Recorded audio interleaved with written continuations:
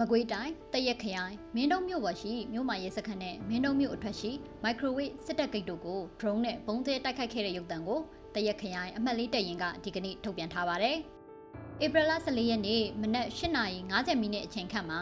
PDF ရဲဘော်တွေကတိုက်ခိုက်ရေး drone များနဲ့ပုံကြီးကျဲချတိုက်ခိုက်ခဲ့တာပါ။အဲ့ဒီတိုက်ခိုက်မှုကြောင့်မင်းတုံးရဲစခန်းမှရဲတပ်သားတအူးတေဆုံးခဲ့ပြီးဒူရဲအုပ်တအူးအပြင်းထန်ဒဏ်ရာရရှိသွားခဲ့တယ်လို့ဖော်ပြထားပါတယ်။